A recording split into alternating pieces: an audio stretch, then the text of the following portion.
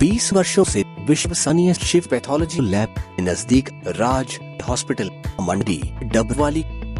आपका कोई भी टेस्ट, चाहे कैंसर, थायराइड, एलर्जी, कोरोना या फिर पूरे शरीर की जांच, बस एक बार सेवा का मौका जरूर दें। याद रखें, शिव पैथोलॉजी लैब नजदीक राज हॉस्पिटल मंडी डबवाली।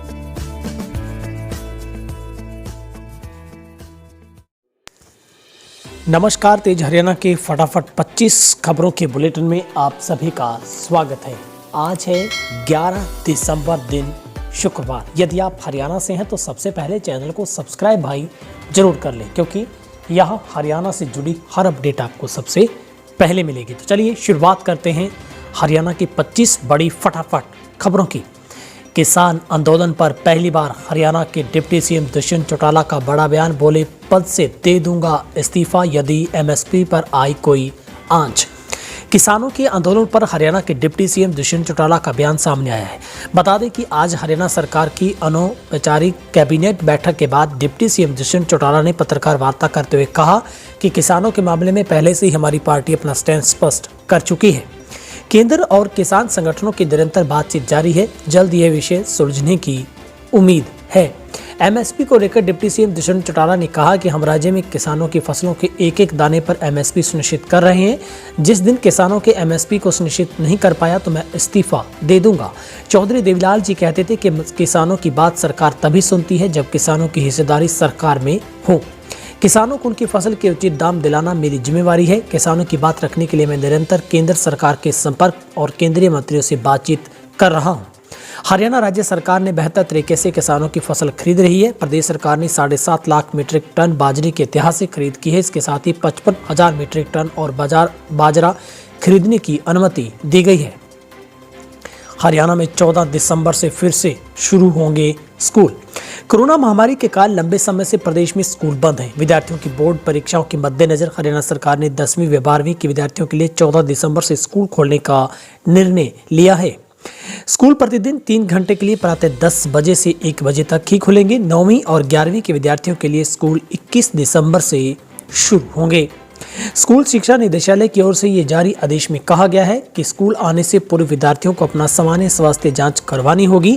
प्राथमिक चिकित्सा केंद्रों और सामुदायिक चिकित्सा केंद्रों व अन्य सरकारी चिकित्सा केंद्रों द्वारा उन्हें सामान्य स्वास्थ्य जांच के उपरांत स्वास्थ्य जांच रिपोर्ट स्कूल में जमा करवानी होगी।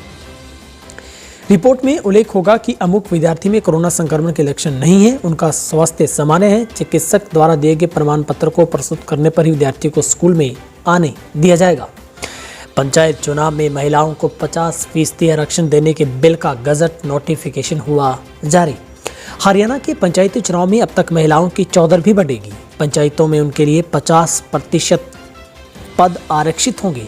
विधानसभा पटल पर हरियाणा के पंचायती राज एक्ट में संशोधन का प्रस्ताव लाया गया है, जिसे सर्वसम्मति से पास किया गया। अब हरियाणा में पंचायती चुनाव में महिलाओं की 50% हिस्सेदारी सुनिश्चित होगी। पंचायत राज में बीसीए पिछड़ा वर्ग और महिलाओं को 50% सीट का आरक्षण देने के बिल संबंधी नोटिफिकेशन जारी हो गया है। जल्दी ही इसके रूल बनाकर इस पर कार्रवाई की जाएगी। महिलाओं के 50% आरक्षण के संबंध में कहा गया है। हरियाणा में 2 दिन के लिए हल्की बरसात के अनुसार फिर से 13 से धुंध दिखाएगी असर। दूसरे पखवाड़े में जोर पकड़ेगी सर्दी। प्रदेश में शुक्रवार से मौसम का मिजाज बदल जाएगा। 11 और 12 दिसंबर को कई हिस्सों में हल्की बरसात हो सकती है। इस दौरान दिन का तापमान और कम होगा। फिलहाल प्रदेश के हिसार में रात का तापमान 8.7 डिग्री दर्ज किया गया। मौसम वैज्ञानिकों की माने तो 10 दिसंबर को सुबह कुछ इलाकों में धुंध पड़ सकती है। पश्चिमी विभोक्ष के असर से 12/7 भी होगी। विभोक्ष का असर कम होगा तो 13 दिसंबर से फिर धुंध दस्तक दे सकती है। इधर पहाड़ों में ठंड हरियाणा से कम रही है। शिमला में रात का तापमान 10 डिग्री दर्ज किया गया, जो सामान्य से 5 डिग्री अधिक रहा। आईएमडी के मुताबिक नारनौल में दिन का पारा 29 डिग्री सेल्सियस दर्ज किया गया, जो कि सामान्य से 4 डिग्री अधिक रहा। हिसार में दिन का तापमान 27, जबकि फरीदाबाद में पारा 28 डिग्री आंका गया। 11 और 12 को हल्की बरसात की वजह से दिन के तापमान में कमी आ सकती है। राजस्थान में तापमान 32.5 डिग्री। दिसंबर में गर्मी का 9 साल का रिकॉर्ड टूटा और हिमाचल में बर्फबारी दरअसल अब मौसम बदल गया है। जम्मू कश्मीर, हिमाचल प्रदेश, उत्तराखंड में लगातार बर्फबारी हो रही है। मौसम विभाग ने गुरुवार को बताया है कि दिल्ली में अगले 2 दिनों में हल्की बारिश होने का अनुमान है और मौसम वैज्ञानिक एक अधिकारी के मुताबिक वेस्टर्न डिस्टर्बेंस के हटने के बाद हिमालय से ठंडी हवा चल रही है। इससे मैदानी इलाकों में तापमान में गिरावट आएगी। जहां पर उत्तर भारत के कई हिस्सों में बुधवार का रात का तापमान भी सामान्य से नीचे रहा। बिहार घने कोहरे की चपेट में है। पटना के न्यूनतम तापमान में 6.8 डिग्री सेल्सियस की गिरावट आई है। राजस्थान के कोटा में दिसंबर में मैक्सिमम टेम्परेचर का 9 साल का रिकॉर्ड टूट गया है। यहाँ तापमान 32.5 डिग्री सेल्सियस रिकॉर्ड किया गया है। वहीं इंदौर समेत मध्य प्रदेश के कई शहरों में तापमान में फिर से बढ़ोतरी हुई है। उधर मुख्यमंत्री के आदेश पर शिक्षा विभाग का एक्शन, 756 जेबीटी के अंगूठे, निशान और हस्ताक्षरों को मौजूदगी में होगा मिलान। कांग्रेस के राज में 2011 में हुई करीब 9500 जेबीटी की भर्ती के कुछ समय बाद शिकायत हुई है कि कुछ एक पास एस्टेट की फर्जी डिग्री है। विभाग ने एस्टेट अंगूठे के निशान में हस्ताक्षरों का मिलाना किया। इनमें से 756 के हस्ताक्षर तो किसी के अंगूठे के निशान नहीं मिले थे। अब इनकी नौकरी पर तलवार लटक गई है। इस मामले में मुख्यमंत्री हरियाणा ने अधिकारियों से पूछा है कि जिनके अंगूठे के निशान और हस्ताक्षर का मिलान नहीं हुआ उन पर क्या कानूनी कार्रवाई की गई है। मुख्यमंत्री के सवाल के बाद विभाग फिर जागा है। सभी शिक्षकों को 25 दिसंबर तक फिजिकली वेरिफिकेशन का समय दिया गया है। उधर हरियाणा के सिरसा के कालवाना में गौशाला के सेवादार की हत्या, दानपात्र के साथ सीसीटीवी और डीवीआर भी साथ ले उड़े बदमाश।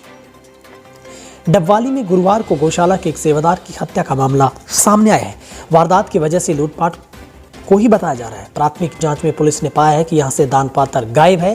साथ ही आरोपी सीसीटीवी कैमरे की रिकॉर्डिंग डिवाइस भी साथ ले गए ताकि सबूत मिटाए जा सके। हालांकि बावजूद इसके भी इस राज से पर्दा उठ जाने की पूरी आस है। दरअसल गौशाला के ठीक सामने डेयर के बाहर लगे सीसीटीवी कैमरे में हमले की तस्वीर कैद हो गई।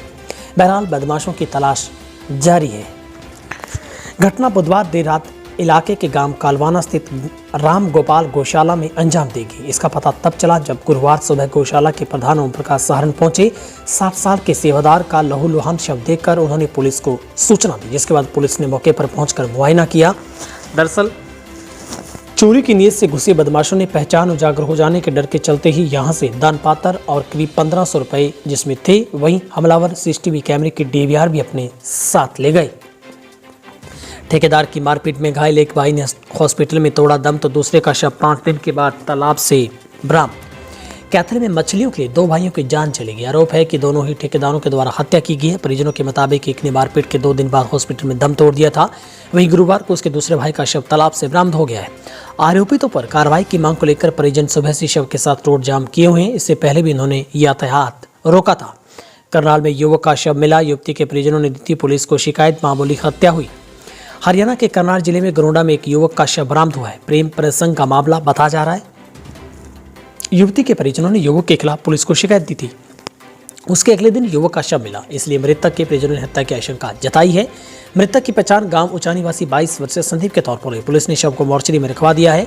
वहीं मृतकों के परिजनों ने युवती के परिजनों के खिलाफ कार्रवाई की मांग पर अड़े हुए हैं। पुलिस का कहना है कि मामले की जांच पड़ताल करने के बाद ही आगे की कार्रवाई की जाएगी। पानीपत में बाइक सवार हथियारबंद बदमाशों ने पेट्रोल पंप कर्मी से लूटे करीब 32,000 रुपए। बाइक सवार 2 हथियारबंद बदमाशों ने इसराना थाना क्षेत्र स्थित एक पेट्रोल पंप के कर्मचारी से करीब 32,400 रुपए की लूट की है। कर्मचारी के विरोध करने पर बदमाशों ने उसे मारपीट कर घायल कर दिया। पीड़ित ने अज्ञात बदमाशों के खिलाफ इसराना थाने में केस दर्ज करवाया है। कृषि कानूनों का विरोध लगातार जारी। किसान बोले, केंद्र ने माना ट्रेडर्स के लिए कानून, कृषि राज्य का मामला तो कानून बनाना उनका अधिकार नहीं। नए कृषि कानूनों के विरोध में दिल्ली की सीमाओं पर किसानों के आंदोलन का आज 15वां दिन रहा। किसानों को मनाने के लिए 6 राउंड बातचीत के बाद भी सरकार की लिखित कोशिश भी बुधवार को नाकाम हो गई। किसान अब आंदोलन तेज करने में जुटे हैं। इसी बीच भारतीय किसान यूनियन के बलवीर सिंह राजेवाल ने कहा है कि केंद्र ने माना कि कानून ट्रेडर्स के लिए है।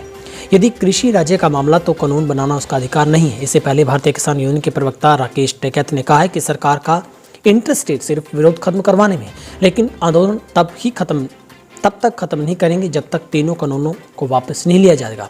टिकैत ने न्यूनतम समर्थन मूल्य पर अलग से बिल लाने की मांग भी की है। हरियाणा में स्थानीय निकाय चुनावों की प्रक्रिया आज से शुरू, नामांकन भी शुरू होगा। हरियाणा में 3 नगर निगम पंचकुला, अंबाला, सोनीपत, किमेर व पार्षद नगर परिषद रेवाड़ी समेत विभिन्न शहरी निकायों के चुनाव की प्रक्रिया आज यानी शुक्रवार से शुरू होगी। इसके साथ ही चुनाव के लिए नामांकन शुरू हो जाएगा। प्रदेश में 10 शहरी निकाय व गुरुग्राम, फरीदाबाद नगर निगमों के चुनाव से पहले हो चुके हैं, जबकि 5 नगर निगमों रोहतक, पानीपत, हिसार, यमुनानगर और करनाल नगर निगमों के चुनाव 2 साल पहले हुए थे। इन 5 निगमों के चुनाव डायरेक्ट मतदान के जरिए हुए थे, जबकि वरिष्ठ उप मेयर व उप मेयर के चुनाव की प्रक्रिया हाल ही में पूरी हो पाई है। 3 नगर निगमों समेत विभिन्न शहरी निकायों के 27 दिसंबर को होने वाले चुनाव के लिए शुक्रवार से नामांकन प्रक्रिया शुरू होगी, जो 16 दिसंबर तक चलेगी। भाजपा व जसपा मिलकर ये निकाय चुनाव लड़ेंगे। मेयर की तीनों सीटों पर भाजपा अन्य प्रत्याशी उतारेगी, जबकि कुछ वार्डों में पार्षद की सीटें जसपा को दी जा सकती हैं। इसका फैसला जिला स्तर पर होगा, जबकि मेयर के प्रत्याशियों के चयन के लिए भाजपा के प्रदेश अध्यक्ष ओम प्रकाश धनखड़ ने 12 दिसंबर को पंचकुला में चुनाव समिति की बैठक बुलाई है। हरियाणा में निजी क्षेत्र में 75% आरक्षण को चुनौती देने वाली याचिका हाईकोर्ट में खारिज। हरियाणा में निजी क्षेत्र में 75% आरक्षण को चुनौती देने वाली याचिका पंजाब एंड हरियाणा हाईकोर्ट में खारिज कर दी गई है। हरियाणा सरकार ने कहा है कि अभी तक इस बाबत कोई अधिसूचना जारी नहीं की गई है। इस पर अभी राज्यपाल के हस्ताक्षर नहीं हुए। पंजाब एंड हरियाणा हाईकोर्ट ने कहा है कि याचिका प्रीमेच्योर है, इसलिए इस पर सुनवाई का कोई औचित्य नहीं है। हाईकोर्ट ने याचिका वापस लेने की छूट देते हुए इसे खारिज कर दिया। और रोहतक में ओपी धनखड़ बोले, सरकार किसानों के सुझाव मानने को तैयार, फिर भी कर रहे हैं आंदोलन। विपक्ष किसान आंदोलन में घुसकर राजनीतिक अस्थिरता पैदा करना चाहता है। यह बात भारतीय जनता पार्टी के प्रदेश अध्यक्ष ओम प्रकाश धनखड़ ने कही। वे वीरवार को रोहतक में हिसार रोड स्थित एक निजी गार्डन पर मीडिया कर्मियों से बातचीत कर रहे थे। धनखड़ ने कहा कि किसानों की ओर से जो सुझाव दिए गए थे, सरकार खुले मन से उन पर सुझावों को मानने के लिए तैयार है, लेकिन उसके बावजूद भी आंदोलन बरकरार रखना उनकी समझ से परे है। उन्होंने कहा कि विधानसभा का सत्र समय पर ही होगा। धनखड़ रोहतक में प्रदेश स्तरीय प्रशिक्षण बैठक के बाद पत्रकारों से बातचीत कर रहे थे। हरियाणा में कांग्रेस नेता किरण चौधरी सिंधु बॉर्डर पर पहुंचकर बोली, संशोधन नहीं वापस लिए जाएं 3 कृषि कानून। विधानसभा में कांग्रेस विधायक दल की पूर्व नेता किरण चौधरी सिंधु बॉर्डर पर किसानों के बीच पहुंची। उन्होंने किसान आंदोलन को खुला समर्थन दिया। उन्होंने कहा कि 3 कृषि कानूनों पर संशोधन ही इन्हें रद्द ही किया जाए। इन कानूनों को वापस नहीं लिया गया तो केंद्र के साथ साथ राज्य सरकार को भी इसका खामियाजा भुगतना पड़ेगा। अब यह स्पष्ट भी हो गया है कि इन कानूनों को कारपोरेट के कहने पर ही बनाया गया। दुष्यंत चौटाला के घर जुटी हरियाणा सरकार, लाइव दिखे पीएम मोदी, किसानों की चिंता, फिर गर्म हुआ लंच। हरियाणा की भाजपा जसपा गठबंधन की सरकार में वीरवार को नई परंपरा आगे बढ़ती दिखाई दी है। मुख्यमंत्री मनोहर लाल के नेतृत्व वाले मंत्री समूह की बैठक इस बार डिप्टी सीएम दुष्यंत चौटाला के सरकार निवास पर हुई। इससे पहले कृषि मंत्री जेपी दलाल और शिक्षा मंत्री कंवर गुजरपाल के निवास पर ये बैठकें हो चुकी हैं। मुख्यमंत्री अपनी सरकारी गाड़ी से चलकर डिप्टी सीएम के आवास पर पहुंचे और किसान आंदोलन से उपजे हालात समेत विभिन्न मुद्दों पर अपने मंत्रियों के साथ विचार मशवरा किया। सीएम और डिप्टी सीएम दुष्यंत चौटाला समेत पूरी कैबिनेट ने पहले टीवी पर प्रधानमंत्री नरेंद्र मोदी द्वारा नए संसद भवन की आधारशिला रखने के लाइव कार्यक्रम को मिल बैठकर देखा। फिर किसान आंदोलन पर कांग्रेस को घेरने और कांग्रेसियों को उन्हीं के हथियार पर घेरने की रणनीति भी तैयार की गई। निजी यात्रा से लौटे डिप्टी सीएम दुष्यंत चौटाला ने पूरी कैबिनेट को अपनी तरफ से दोपहर का भोजन भी करवाया। कोरोना संक्रमित होने की वजह से गृह मंत्री नीलवेज परिवार में विवाह समारोह के चलते शिक्षा मंत्री कंवर गुजर और निजी व्यस्तता के चलते परिवहन मंत्री मूलचंद शर्मा डिप्टी सीएम के निवास में हुए त्रिस्तरीय आयोजन में शामिल नहीं हो पाए। बहादुरगढ़ में दिल्ली पुलिस ने खोला झाड़ूदा बॉर्डर, उद्यमियों ने दिए माल के ऑर्डर। कृषि कानूनों को रद्द करवाने की मांग को लेकर 15 दिन से चल रहे किसान आंदोलन के कारण बंद किए गए झाड़ूदा बॉर्डर को खोल दिया गया है। दिल्ली पुलिस ने 9 दिन बाद बॉर्डर को खोला है। हालांकि बॉर्डर पर बैरिकेड लगाकर दिल्ली पुलिस ने सीआरपीएफ जवान तैनात किए हैं, जो एक दूसरे वाहनों को बॉर्डर से निकाल रहे हैं।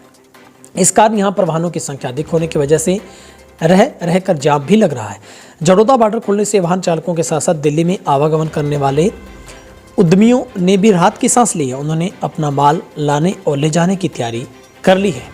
सलमान खान को मारने की धमकी देकर चर्चा में आए गैंगस्टर लॉरेंस बिश्नोई की मुसीबत पड़ी। चंडीगढ़ ने भी मांगा प्रोटेक्शन वारंट। हरियाणा सरकार ने पंजाब और हरियाणा हाई कोर्ट में साफ कह दिया कि gangster Lawrence Bishnoi protection warrant जरूरी है, उसे हिरासत में लेकर पूछताछ जरूरी है। फिल्म अभिनेता सलमान खान को धमकी देकर सुर्खियों में आए गैंगस्टर लॉरेंस बिश्नोई ने राजस्थान से हरियाणा में प्रोटेक्शन वारंट के दौरान एनकाउंटर का अंदेशा जताने व सुरक्षा की मांग को लेकर हाई कोर्ट में याचिका दायर की हुई है। मामले की सुनवाई के दौरान वीरवार को हरियाणा के एडिशनल एडवोकेट दीपक सब्रवाल ने बेंच को बताया कि लॉरेंस बिश्नोई को हिरासत में लेकर पूछताछ जरूरी है। हाई कोर्ट में बिश्नोई के एनकाउंटर के आरोप को बेबुनियाद बताते हुए कहा है कि लॉरेंस बिश्नोई जान से बचने के लिए ऐसे आरोप लगा रहे हैं। किसान आंदोलन के समर्थन में उतरी हरियाणा की महिलाएं, घर के सारे काम छोड़ कुंडली बॉर्डर रवाना। किसान आंदोलन अब लगातार उग्र रूप धारण करता नजर आ रहा है। सरकार के साथ साथ किसान आर पार की लड़ाई करने को तैयार है, क्योंकि जहां सरकार कानून वापस न लेने की बात पड़ रही है, तो वहीं किसान भी कानून को निरस्त करवाने की जिद पर अड़े हैं। किसानों का समर्थन देने वालों की संख्या में लगातार बढ़ोतरी। इसी कड़ी में किसानों का समर्थन देने के लिए पानीपत से 40 महिलाएं कुंडरी बॉर्डर पर जा पहुंची हैं। किसान आंदोलन की गूंज अब गांव तक पहुंच गई। किसान नेताओं द्वारा गांव से लोगों को इकट्ठा कर बॉर्डर पहुंचने के लिए आह्वान किया जा रहा है। इसी के चलते पानीपत से 40 महिलाएं ग्रामीण क्षेत्र से इकट्ठे होकर किसान आंदोलन में सम्मिलित होने के लिए कुंडरी बॉर्डर पर जा पहुंची हैं। महिलाओं ने बातचीत के दौरान कहा है कि अपने हक की लड़ाई के लिए बॉर्डर पर जा रहे हैं। उन्होंने कहा कि संसद में बैठकर कानून बना देते हैं, जबकि खेतों में किसान मेहनत करता है। फॉर्च्यूनर गाड़ी लूटने वाले बदमाश की पुलिस मुठभेड़ में गोलियां लगने से मौत। अम्बाला दिल्ली से नेशनल हाईवे पर डॉक्टर की फॉर्च्यूनर गाड़ी लूटने वाले बदमाश का पंजाब के अमृतसर में पुलिस ने एनकाउंटर कर दिया। पुलिस ने उसे रोकने के लिए नाकेबंदी की थी, लेकिन बदमाश ने गाड़ी से उन्हें कुचलने का प्रयास किया। उसने गाड़ी में से पुलिस पर गोलियां भी चलाई, लेकिन जवाबी कार्रवाई में पुलिस की गोली लगने से घायल हो गया और पुलिस ने हॉस्पिटल में दाखिल करवाया था, लेकिन इलाज के दौरान डॉक्टरों की टीम ने उसे मृत घोषित कर दिया। हरियाणा की अफसरशाही व पुलिस अफसर 17 को चंडीगढ़ में तलब। मुख्यमंत्री की अध्यक्षता में मंडलायुक्तों, आईजी, डीसी, एसपी व एडीसी की अहम बैठक। हरियाणा सरकार ने जिलों के सभी आला अफसरों को 17 दिसंबर को चंडीगढ़ तलब किया। राज्य की मौजूदा भाजपा जेजेपी गठबंधन सरकार की पहली बड़ी बैठक होगी। मुख्यमंत्री खट्टर की अध्यक्षता में होने वाली इस बैठक में डिप्टी सीएम दुष्यंत चौटाला भी मौजूद रहेंगे। बैठक में जिला प्रशासन की बदली भूमिका व पुलिस के आधुनिकीकरण पर मंथन होगा। केंद्र व राज्य सरकार की अहम योजनाओं को लेकर भी बैठक में जिलों के अफसरों से जानकारी ली जाएगी।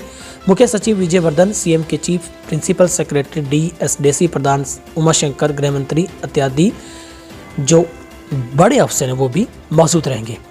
हरियाणा में कोरोना से अब काफ़ी हद तक राहत। 94.33% पर पहुंचा हरियाणा का रिकवरी रेट। पिछले 24 घंटों में 1250 लोगों की कोरोना रिपोर्ट आई पॉजिटिव, तो 1501 मरीजों को किया गया डिस्चार्ज।